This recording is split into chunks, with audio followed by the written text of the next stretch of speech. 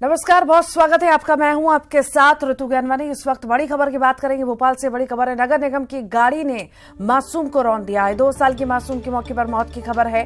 चालक वाहन छोड़ मौके से फरार हुआ है। पुलिस ने जब्त की है गाड़ी। आरोपी की तलाश जारी है। कोलार क्षेत्र स्थित प्रियंका नगर के पास यह हादसा हुआ है। तो ये बड़ी खबर इस वक्त आपको बता रहे हैं। भोपाल से बड़ी खबर है। नगर निगम की गाड़ी ने मासूम को रौंद दिया है। 2 साल की मासूम की मौके पर मौत की खबर है। चालक जो है, वाहन चालक है, वो वाहन छोड़कर मौके से फरार हो गया। पुलिस ने गाड़ी जब्त कर ली है। आरोपी की तलाश जारी है। और ज्यादा जानकारी के लिए जितेंद्र हमारे साथ जुड़ गए हैं। जितेंद्र, नगर निगम की गाड़ी ने मासूम को रौंद दिया है, क्या ज्यादा जानकारी इस मामले में? जितेंद्र, सुन पा रहे हैं आप? जितेंद्र, आपको आवाज मिल पा रही है? शायद हमारी आवाज उन तक नहीं पहुंच पा रही है। तो ये बड़ी खबर इस वक्त बता रहे हैं आपको। नगर निगम की गाड़ी ने मासूम को रौंद दिया है। ये मासूम 2 साल की बताई जा रही है, जिसकी मौके पर मौत हो गई। वाहन चालक वाहन छोड़कर मौके से फरार हो गया है। पुलिस ने गाड़ी जब्त कर ली है। आरोपी की तलाश जारी है। कोलार क्षेत्र स्थित प्रियंका नगर के पास ये हादसा हुआ है।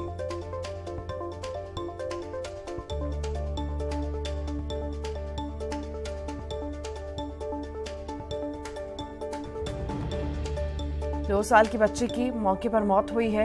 नगर निगम की गाड़ी ने बच्ची को रौंद दिया है। पुलिस ने गाड़ी जब्त कर ली है। फरार जो फिलहाल बता दें आपको, जो आरोपी वाहन चालक है वो फरार बताया जा रहा है। पूरे मामले की जांच पड़ताल अभी हो रही है। कचरा गाड़ी ने मासूम बच्ची को रौंद दिया है। 2 साल की मासूम की मौके पर मौत हो गई है। बता दें आपको, ड्राइवर गाड़ी छोड़कर मौके से फरार बताया जा रहा है। पुलिस ने गाड़ी जब्त कर ली है। आरोपी की तलाश लगातार जारी है। कोलार क्षेत्र स्थित प्रियंका नगर के पास यह हादसा हुआ है।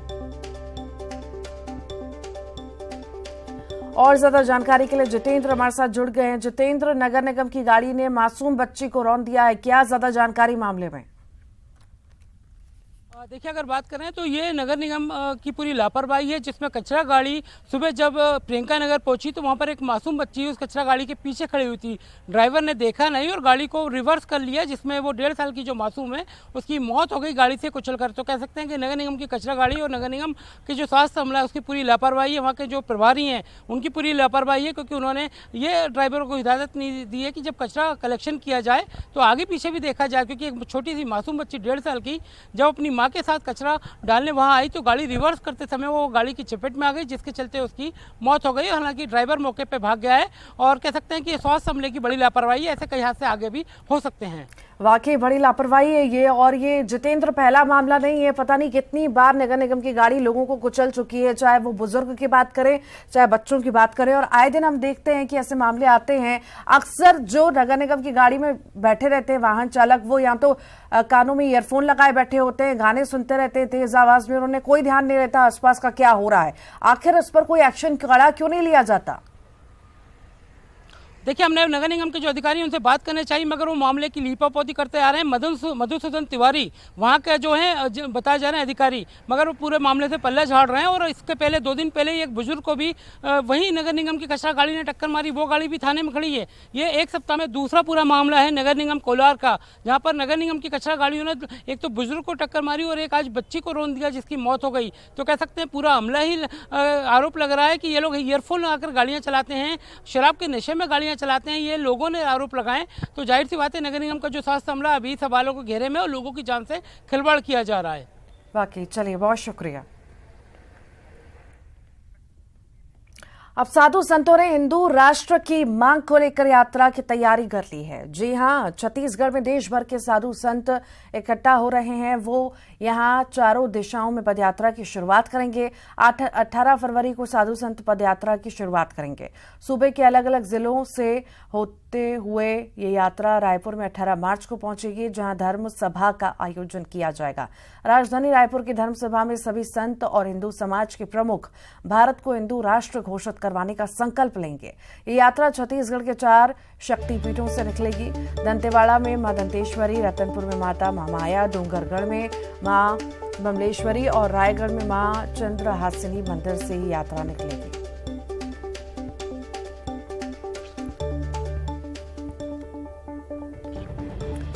संतों की हिंदू राष्ट्र की मांग तेज होती जा रही है। पूरी शंकराचार्य निश्चलानंद सरस्वती ने न्यूज 18 से इंटरव्यू में हिंदू राष्ट्र को लेकर कहा कि सबके पूर्वज सनातनी हिंदू थे। इस ऐतिहासिक तथ्य पर कोई पानी नहीं फिर सकता। पूरा विश्व सनातन धर्म में स्थापित होगा। सनातनी 32 विद्या और 64 कलाओं में निपुण थे। अपने पूर्वजों की पहचान होना चाहिए। पहले ही भगवत कृपा से मैंने कहना प्रारंभ किया, हिंदू राष्ट्र सबके पूर्वज सनातनी वैदिक आर्य हिंदू थे। इस ऐतिहासिक तथ्य पर पानी नहीं फेरा जा सकता।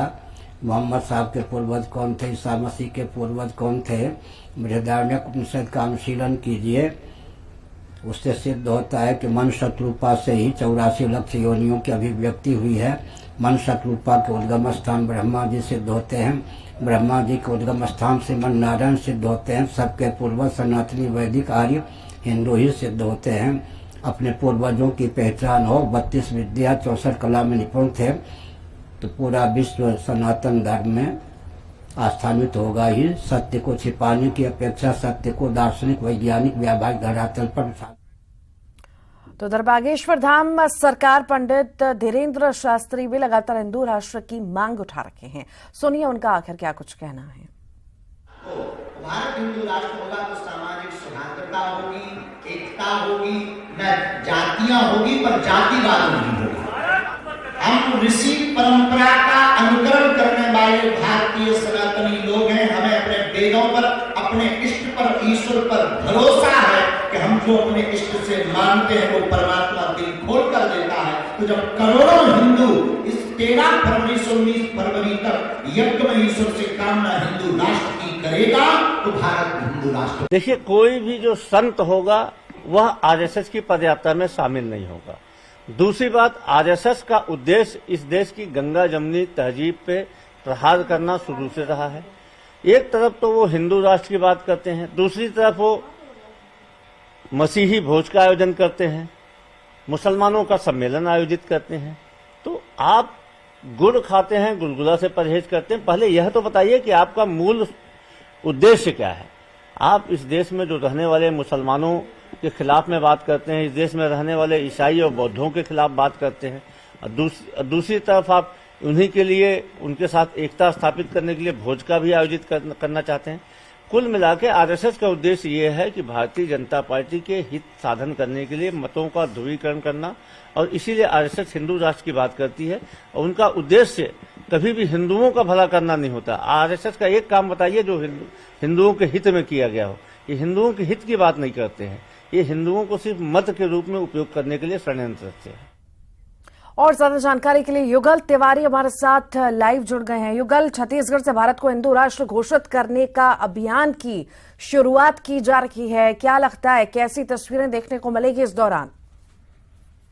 जी देखिए, इससे पहले बागेश्वर धाम के जो महाराज है वो यहाँ पर आए, निश्चलानंद भी आए और रीतेश्वर महाराज भी आए। सभी ने एक स्वर से हिंदू राष्ट्र की बात है उस पर जो अपना समर्थन दिया है, सपोर्ट किया है। और अब विश्व हिंदू परिषद है वो एक बड़ा आयोजन करने जा रही है और उसे लेकर के जो संत जन जागरण पद यात्रा है वो निकालेगी। इसमें विश्व हिंदू परिषद जो लगातार छत्तीसगढ़ में जो धर्मांतरण के मुद्दे हैं वो सामने आ रहे हैं, लव जिहाद के जो मुद्दे हैं वो सामने आ रहे हैं, और भूमि जिहाद भी एक जो नया नाम दिया गया है उनके मुद्दे लगातार सामने आ रहे हैं। और संतों का कहना है कि छत्तीसगढ़ में जो सनातन धर्म है उस पर लगातार कुठाराघात किया जा रहा है, हमला बोला जा रहा है। ऐसे में जो सनातन धर्म है उसकी एकजुटता को लेकर के इस तरह के जो बड़े आयोजन है वो किए जा रहे हैं। विश्व हिंदू परिषद ने पूरी तैयारियां हैं वो कर ली है। अब पूरे प्रदेश के चारों जो संभाग से वो यात्रा है वो निकलेगी और एक एक हिंदू के घर या हिंदू जो लोग हैं उनके घरों पर बाकायदा निमंत्रण दिया जाएगा और यहाँ पर संतों का समागम होगा। और ये कहा जा सकता है कि अब एकजुट करने की कवायद है वो तेज हो गई है, क्योंकि 2023 में विधानसभा का चुनाव भी होना भी है। तो ऐसे में ऋतु जो पॉलिटिशियन है वो इसे राजनीतिक चश्मे से भी देखने का प्रयास करेंगे। देखना होगा कि इस आयोजन का प्रतिशत है वो कितना मिलता है और जिस तरह से एका का पाठ जो है सनातन धर्म की ओर से चलाया जा रहा है उसका कितना फायदा होता है ये आने वाला वक्त बताएगा। लेकिन ये बात तय है कि आने वाले समय में जो धर्मों को लेकर के जो एक वर्चस्व की लड़ाई जो छिड़ी हुई है, जो विवाद का दौर जो देखने को मिल रहा है, उसे जो पाटने का काम है वो करने की आवश्यकता है। और देखना होगा कि जब सनातन जो धर्म के लोग हैं एकजुट होंगे तो किस तरह से आगे जो हिंदुओं को एकजुट करने की जो कवायद है वो तेज हो गई है और किस तरह से एकजुट कर पाते हैं। जी ठीक, लगातार बने रहिए। धनंजय सिंह ठाकुर हमारे साथ जुड़ गए हैं, कांग्रेस नेता। धनंजय जी, बहुत स्वागत है आपका न्यूज 18 में। आरएसएस भारत को हिंदू राष्ट्र घोषित करने के अभियान की शुरुआत करने जा रही है छत्तीसगढ़ से, किस तरह देखते हैं इस अभियान को आप? सबका अपनी अपनी विचारधारा है, सबकी अपनी अपनी सोच है और सब अपने हिसाब से काम करना चाहते हैं और सबका लोकतंत्र में अधिकार है, उनकी अपनी विचारधारा है, उसको लेकर वो आगे जा रहे हैं। और संत महात्मा को भी अपने काम करने का तरीका है, उन पे विचारधारा उसमें जा रहे हैं, जो कोई दिक्कत की बात नहीं है। क्या लगता है आपको, जिस तरह से कई सारी बातें कही गई कि ये आयोजन करना ये बहुत ज्यादा जरूरी हो चुका है इस अभियान का, क्योंकि कहीं ना कहीं धर्म परिवर्तन के मामले बहुत ज्यादा आ रहे हैं छत्तीसगढ़ में, तो क्या ये करने से रोक लग पाएगी, जागरूकता आएगी हिंदुओं में? छत्तीसगढ़ में जब 15 साल तक आरएसएस और भाजपा की सरकार थी, उस दौरान अधिक धर्म परिवर्तन हुए हैं। प्रदेश की जो 5वीं अनुसूचित क्षेत्र है वहाँ देखेंगे अधिकांश जगह पर चर्च का निर्माण हुआ, प्रार्थना स्थल का निर्माण हुआ है। और रमन सिंह की सरकार, भारतीय जनता पार्टी जो सरकार थी, उस दौरान देखेंगे स्वर्गीय दिलीप सिंह जयदेव जी जो भारतीय जनता पार्टी के नेता थे, वो घर वापसी अभियान चलाते थे। तो सबसे ज्यादा धर्म परिवर्तन उनके दौरान हुआ है। हमारी सरकार के दौरान धर्म परिवर्तन में रोक लगी हुई है और हम तो स्पष्ट कर रहे हैं, अगर कोई जोर जबरदस्ती धर्म परिवर्तन कराएगा, कोई लालच देकर धर्म परिवर्तन कराएगा, दबाव पूरा धर्म परिवर्तन आएगा, हमारी सरकार सूचना आएगी तो हम उस पर कार्रवाई करेंगे। और पूरा आप देखेंगे जहां जहां भाजपा की सरकार है वहां लगातार धर्म परिवर्तन की घटनाएं हो रही है और छत्तीसगढ़ में इस प्रकार की धर्म परिवर्तन घटनाएं जो है 15 साल में हुई थी। धनंजय जी, जो अभियान की शुरुआत होने जा रही है, हिंदू राष्ट्र घोषित करने का अभियान ही होगा, क्या लगता है आप चुनावी देख रहे हैं क्या इससे? अभी तो 2023 में छत्तीसगढ़ में चुनाव है, 2024 में केंद्र में चुनाव है, बहुत सारी बातें अभी आएंगी। जनता का मूल जो समस्या है, जो केंद्र सरकार की नाकामी है, आखिर केंद्र में किनकी सरकार है? आरएसएस भाजपा समर्थित सरकार है। आज सबसे ज्यादा हिंदू व्यथित और प्रताड़ित है, उनके रोजगार छीने जा रहे हैं, उनके ऊपर ही टैक्स दिया जा रहा है, वो महंगाई से पीड़ित है और देश की जो संपत्ति को बेचा जा रहा है। तो ये तो चुनावी बहुत सारी चीज है, चुनाव आते आते बहुत सारी प्रोपेगेंडा होंगे। ठीक, बहुत बहुत शुक्रिया धनंजय जी, आप हमारे साथ जुड़े, लगातार युगल जुड़े हुए थे। युगल, आपका भी बहुत बहुत शुक्रिया।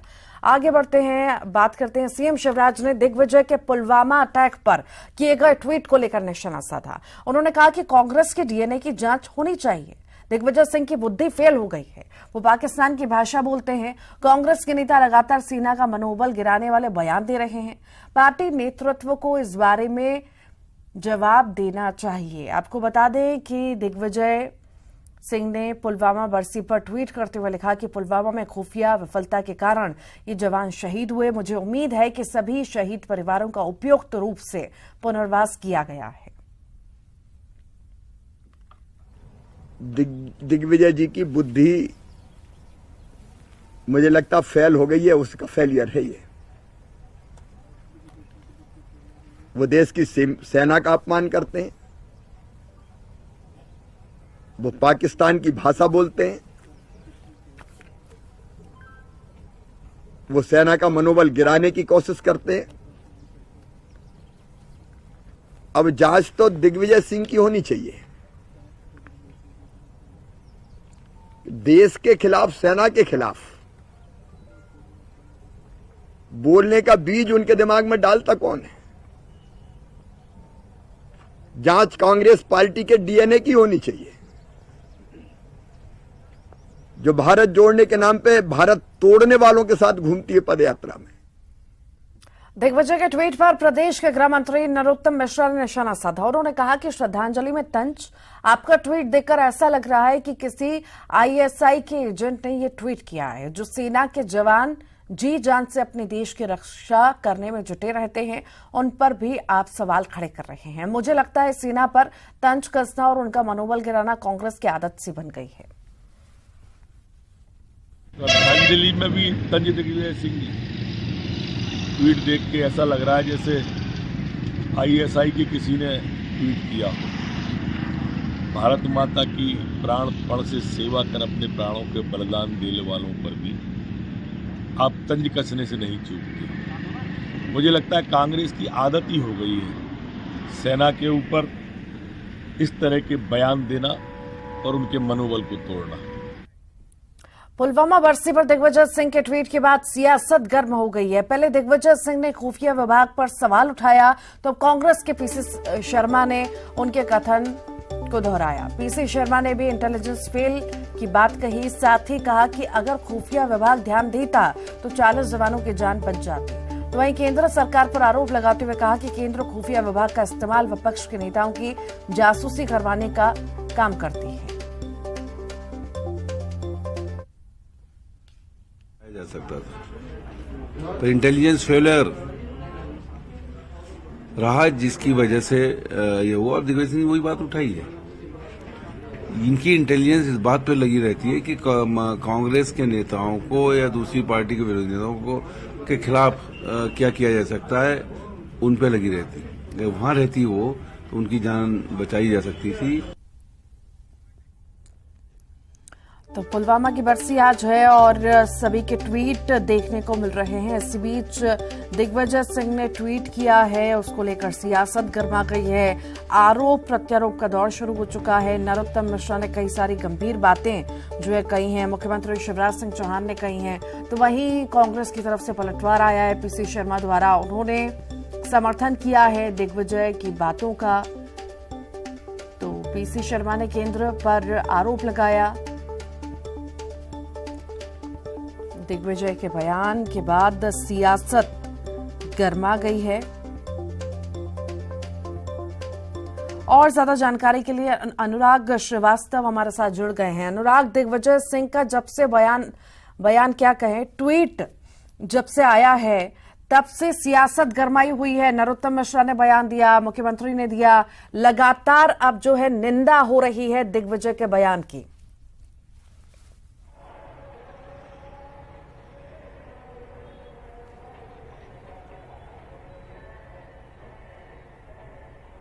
अनुराग, सुन पा रहे हैं आप?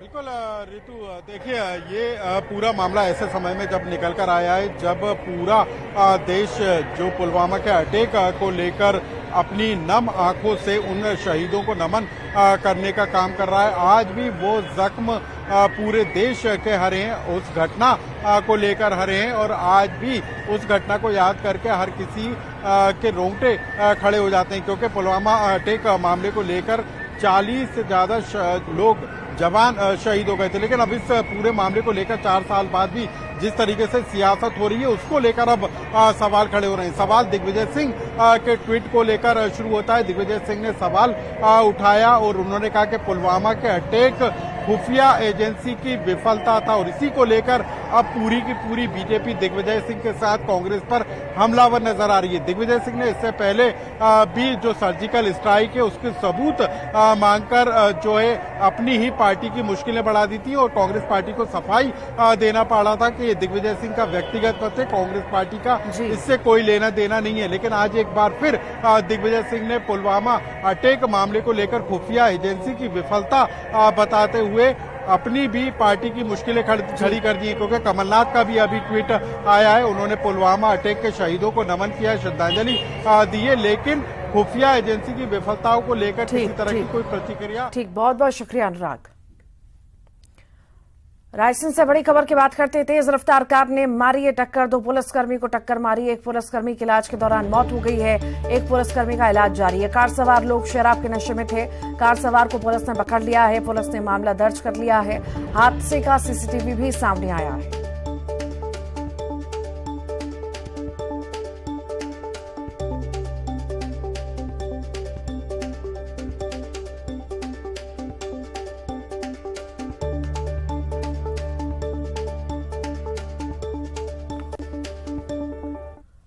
और इसी के साथ ही फिलहाल के लिए बुलेटिन में इतना ही।